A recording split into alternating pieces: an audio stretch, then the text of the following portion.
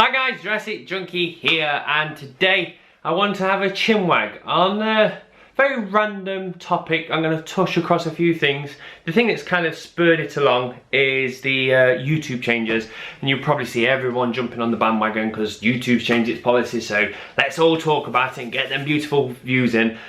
But I think there's a bigger, broader issue, and I want to have a chat about it. So I've sat there, tried to bullet point it, because throughout this rant I'm going to go left and right and hopefully circle back and keep it all in a conformed line, but we'll see.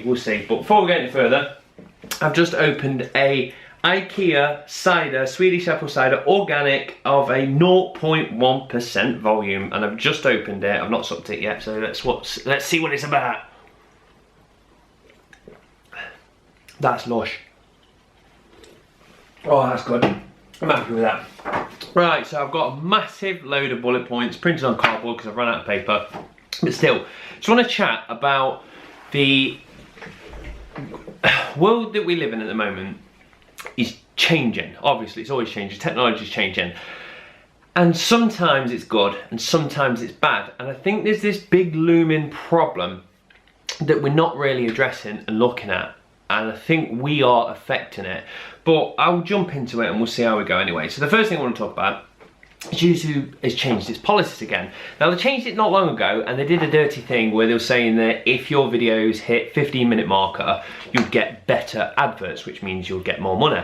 So it's a way to YouTube to encourage creators to make longer videos so they could get better adverts, or maybe put several adverts into a video.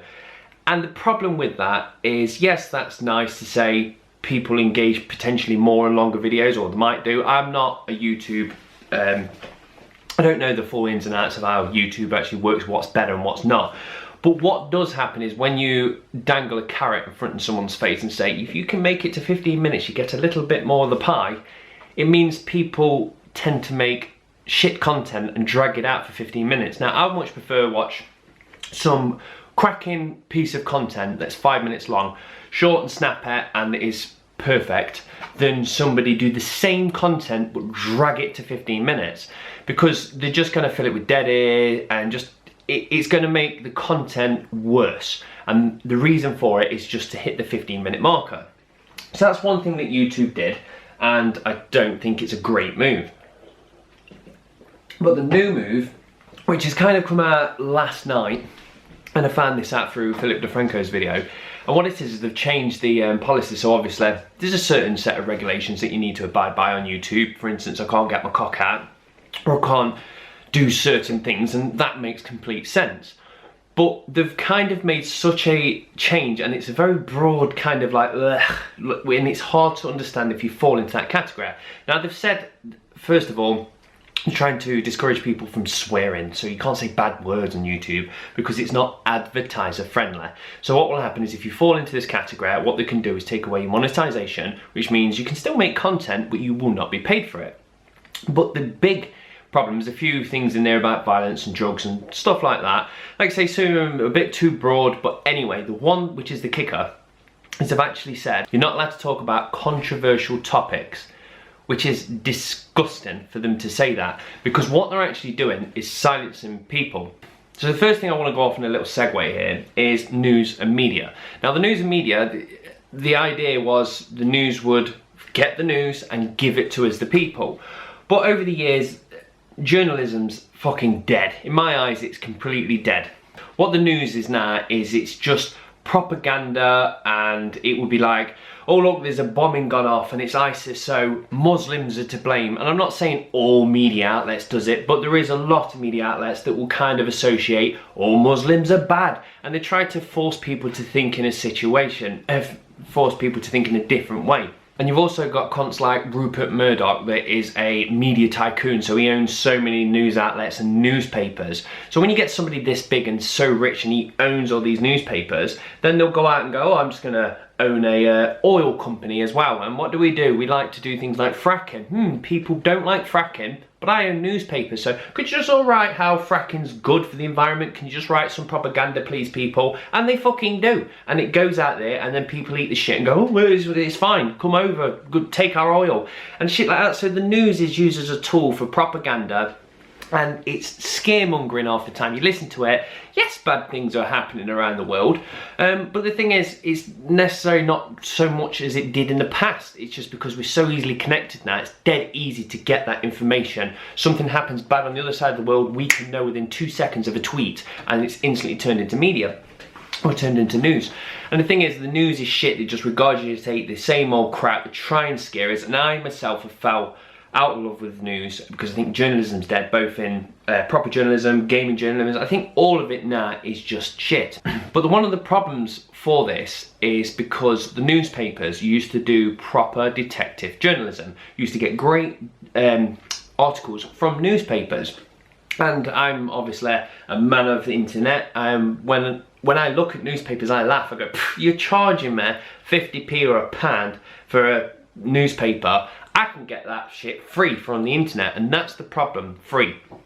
So what's happening now is newspapers are starting to die off, and that good journalism is dying with it. And what's happening is people are being forced to go onto the internet and do all their journalism on websites. So how are they going to make money? Yes, they could charge you to try and make you read the newspaper, but people don't want that. We want it free, we want it now. So what we're going to do, we'll put adverts on our website. So the idea now is to get people in, as many as you can, to read these articles, to see these adverts, to make revenue, to keep themselves afloat. That's fine, that's how business works. But the problem is, back in the day, journalism may take a long time. You'll go, right, I've got this piece, I think this has happened, or a bit of corruption in this. It's going to take me potentially a week or so to write this big piece out, and then when it goes out, everyone's going to love it. Them days are gone. What's happening now is you're going, right, and it is kind of like this, not necessarily everywhere, it might not be this like this at the BBC, but at some news outlets, they're saying you need to make 5 articles a day to meet your quota, to be able to get them clicks in. And then that's when you get your shitty, half-assed baked articles chucked out there, and on top of it they're full of clickbait to try and get them people in. So what's happening now is we did have good journalism, but we had to pay for it. It was only 25p, pound, whatever it is per newspaper, and now we've gone, we want it free on the internet, and they've had to change the way they work. What they've had to do is now they need you to come in to see the clicks, to get the adverts, and now they need to pump out a little bit faster, which means the quality of it now is poorer. Now, yes, you might be thinking, wait a minute, he's talking about YouTube, now he's talking about newspapers. It all comes round, we'll circle back, don't worry. But the thing is, this is why I like YouTube as a medium, because I don't have trust in the media. Now, some outlets, like I said, are good, some are fine, but majority of them I think they're shit, and they just are scaremongering, and anyway, I could keep moaning about them. But the point is, I like YouTube because you've got people like Philip DeFranco. Now what he will do is he will take news pieces and he will chuck them out there, but what he will do is he will actually chuck on there his 2 cents on it. And that's what I appreciate, because sometimes you can be given a piece of content saying, I don't know, a white cop has shot a black dude. So from that, we could spin it both ways. The black guy could have deserved it, he pulled a gun out, he was going for the white guy, or it could be the black guy did nothing, the white guy just shot him because he hates black people. You don't know, it could go both ways, but the media likes to spin it all the time like it's the cop's fault. And I'm not saying it's not the cop's fault. A lot of the times it does seem like it's the cop's fault. I'm just using this as an example. But then when you get people like Philip DeFranco and other YouTubers, what they'll do is they'll actually get the information and serve it to you, and then you can make your opinion. Whereas the news and media kind of want to mold your opinion. When it comes down to like politics and stuff like that, if there's a candidate running and they don't want them to succeed, or the people that own the news companies don't want them to succeed, they'll write crap about them and make you think a particular way about some of them, and that's wrong. That's why I like YouTube, because people will have their opinions. Sometimes their opinions are wrong, but that's fine. I prefer to hear all the information, and again, some people might not give you all the information on YouTube, but the point is I trust this platform more than I trust the media. And that's why I'm worried about this new censorship thing where they're saying we're going to censor people for controversial topics, because if there's rape allegations or something like that that people want to talk about, that's controversial. So what you're going to do, take away their money from it. And the reason that YouTube are doing this is because they want to bring in stronger brands and stronger advertising companies, but obviously they don't want to say to somebody like, I don't know, Nike or Adidas or somebody like that, oh yeah, you can get a spot on Jurassic Junkie's videos, but by the way, he does talk about killing people in games, he's talked about rape in the past, he's talked about these things, so like, ooh, that's things that we don't want to touch. So what YouTube are trying to do now is make this really safe haven for advertisers to come and advertise on. And at the end of the day, that is YouTube's prerogative because they're a business and they need to stay afloat. And I don't know if a lot of people know, but YouTube hemorrhages money. It doesn't actually make a lot of money. They make millions and millions in advertising, but it also costs millions and millions in servers and everything that goes with it. So the problem comes down at the end of the day is money. YouTube needs to make money, and the way to do it is through advertising. Now, one of the biggest problems is ad block. Now, I don't know what the figures are, but let's just say 50%. 50% of people are using ad block. That's 50% of YouTube revenue just gone. So, for instance, if we all just didn't have ad block and we all just enjoyed the content the way it was supposed to be consumed, YouTube would be making twice as much money, which means they wouldn't necessarily have to make these harsh decisions because they would have more money in the bank. They'll be afloat. They wouldn't have to worry about going, oh, we're gonna have to go with the nuclear option. And the problem is, it all comes back to I want it free and I want it now. Now YouTube could say, I don't know, let's just go to a subscription-based service. And I know they're trying it out in some areas, and I feel like it's going to fail. And the reason it's going to fail is because you have consumed this website for free. You're used to consuming it for free. So now, why would you pay? We want it free, we want it now. Just like the newspapers, we don't want to pay, we want it free. So the same thing's happening again. And with people that use an ad block, I personally see it as stealing. Now people are like, no, it's not stealing, I'm just putting ad block on. But at the end of the day, people, if you go into a shop and buy a cooker, you're going to give that person some money. Now, that isn't actually money you're giving them, that's currency. What that legal tender is a IOU. So it's saying, I owe you £5 for this cooker, and then you'll take this little IOU off to the bank, you'll give it to the bank, and then it gets turned into physical money, boosh, there's £5 in the bank. So if you took the cooker and didn't give them the money, yeah, stealing. But what happens if that company wanted to work in a different way? It goes, we don't want your money. What I want you to do is run an errand for me. I'll give you my cooker, I'll sell you the cookie as such, but I want a little errand. It's going to be a 30-second errand. I just want you to paint that. I want you to just post that letter across to the neighbour. A 30-second errand in exchange for your goods. And if you went, I ain't doing a fucking errand, but still take that cooker, it's now you're starting to see it's a bit like theft. You're saying, I'm not doing that, but I want that. And that's pretty much how advertising is working. You're saying, oh, there's this website here with this content, could be news, could be videos, could be gaming, could be anything. And you're going, I'm going to put ad block on. You're denying that person of the revenue, which that's kind of the terms and agreement with the website and you. Come use my website for free in exchange for looking at the adverts. Now, yeah, people could go, I don't like going on IGN. I think IGN's corrupt and I hate them. So I put ad block on so they can't get my money. I don't give them any money. And yeah, that mindset kind of works, but the problem is you get these websites that churn out shit, and what they're doing is going, we need to churn more shit out and we need to put even more adverts on our website and damage our product because some people are blocking the adverts. So we need to do it twice as bad to compensate for the actual people that use an ad block. Now, in an ideal world, the best thing to do is go, if I don't like you, for instance, IGN, I'm not going to fucking use you. So what will happen is your views will drop and you'll have to sit back and go, maybe the content we're providing is shit and we need to make better content. Now, I'm just using IGN as an example, but the same thing works for news websites and stuff like that. If they're producing shit all the time, you go, oh, it's that crap, I'm gonna put ad block on because they didn't deserve the money. You're still giving them the view. They still think there's that person out there that's a potential client who they could sell something to, so they're going to keep pushing it. If we stop using the websites that we didn't enjoy or we don't like what they're doing, then they'll have to change their ways. So as I said, this all comes back to our need to want it free. Like back in the day, you had to pay for your newspaper, you pay for your TV license. I know that still exists. I don't pay for one because I don't watch TV. But the point is, especially our parents were used to having to pay for everything. When it comes down to like mobiles, they have to pay for their landline. They wanted to send a letter, they have to pay for it. Now we can use free email.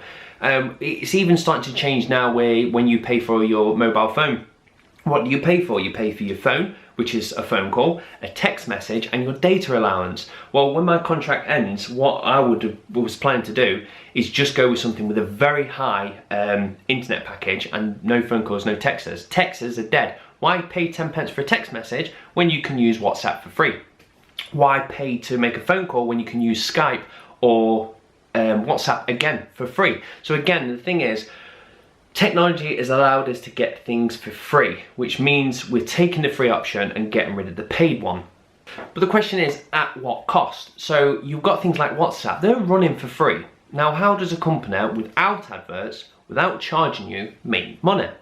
Well, WhatsApp's obviously owned by Facebook, and Facebook is a website I cannot stand. And the reason for it is because they make so much money, it's actually disgusting, because they're selling you advertisements. Okay, there you go, there's adverts, you're making money.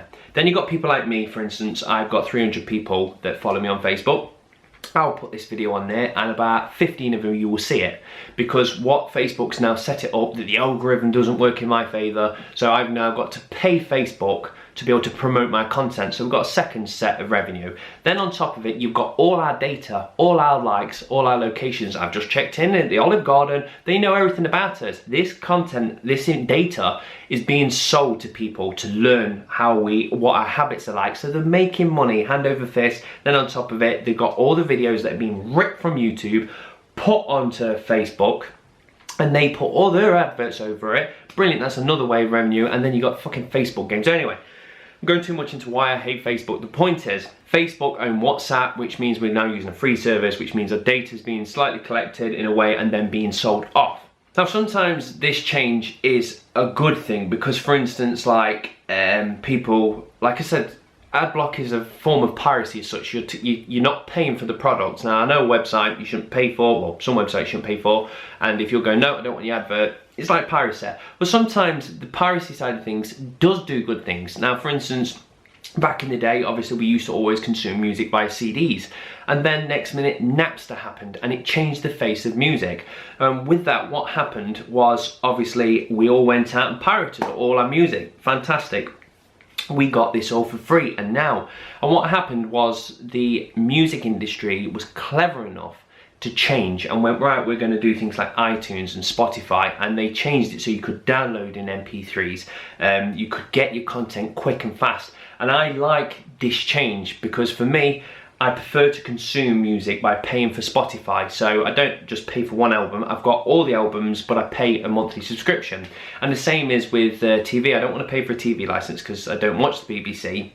And I don't like paying for Sky because I don't want to sign up for 12 months or 18 months or what it is. I like Netflix because I pay for the content, and then when I'm bored of it, I just turn it off and don't pay for that month, and that's good. Sometimes the way things change is good because they're still making money, but it's a service I now prefer because I can turn it on and off as I want. But that's because these companies adapted, and the problem is other companies are now starting to adapt as well, such as the media, the newspapers, YouTube. And what's happening is we're choking the revenue by not buying the newspapers, by adding ad block onto our computers and not letting people see the adverts, and it's making them adapt. And they've got to adapt. To keep afloat, they have to adapt. Now, I'm not saying I'm happy with these changes with YouTube, and I'm not happy with the policy of saying, or if it's controversial, you can't talk about it. I think that's disgusting. I think it's censorship. I think it's just a very wrong way to go. But at the same time, if we all sit back and go, that's disgusting, YouTube, I think we do need to hold a hand up and say we are partly to blame because we're in this culture now. We want it fast and we want it free, and we're not used to paying for things anymore. We just want constant free content. So that's pretty much, I'm going to leave it there. I know it's a bit of a Debbie Downer talk, but it is one of them things that I think, like I said, technology is a great thing. We have got things like Spotify and Netflix, and that's thanks to our habits changed. Instead of paying for content and subscriptions on TV, which are overcharged, we went to buying content online, and it's changed the face of how we consume media. So sometimes it's good, but sometimes it's bad, because if we want cheap news and we want to cheap out YouTube into giving us adverts, the thing is the quality is going to get worse. So the best way to describe it is, if you're going to go out and you want a nice meal, if you pay for an expensive steak and a lovely meal, it's going to taste great. If you go to a very cheap place and just pay £1 for your dinner, the quality of that food is going to be a lot worse. And the same is to be said with the internet. So I'm going to love you and leave you now. And just a quick update. What I might be doing is starting to change the way I do my videos, because I haven't done one for like 3 weeks.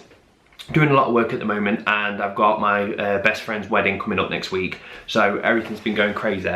But I want to pick up the camera and I want to do good videos, and the thing is, with it being gaming, I've either got to keep my hand in it and constantly check up on news, which I tend to not do. I'm not that bothered about gaming news. At the moment, the way I like to game is I'll just come along and go, oh, there's a game, do I like it? Yes, I'll play. Not that bothered about the news.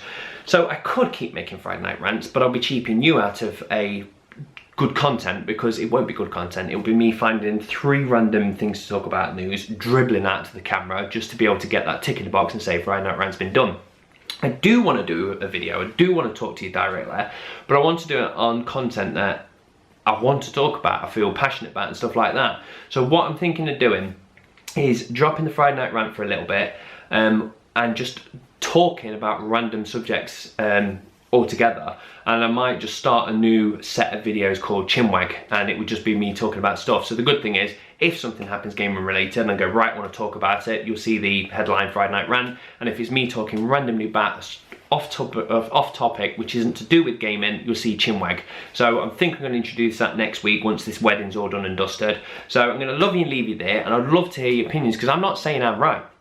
I'm saying that's how I feel. I think we're cheaping ourselves out of good content here, and I think we are partly to blame. YouTube's still a big dickhead for doing what they did. But the point is, how do you feel about it? Do you think I'm right? Do you think we are a culture who just want it free, and we've kind of affected the way we are now consuming stuff? Or I don't know what I just said. Was that me being right or being wrong? I don't know, because I've been chatting too long. But like I said, if you think I'm wrong, tell me. If you think I'm right, that's absolutely fine. But I'd love to know what people say about this, because people are so easy to jump on and just blame YouTube all the time, and they're only pointing the finger at one thing. It's YouTube and they just did this, and I think it's a bigger picture of how we are consuming stuff nowadays. But I'm going to leave you out. I'm going to enjoy this 0.1% beer, and I promise next time I do a video, potentially a Chinwag, I'll be a bit more energetic. It's because it's a bit of a Debbie Downer thing, that, isn't it? Saying that we're kind of killing media and it's all our fault. But yeah, we'll have some more fun next time.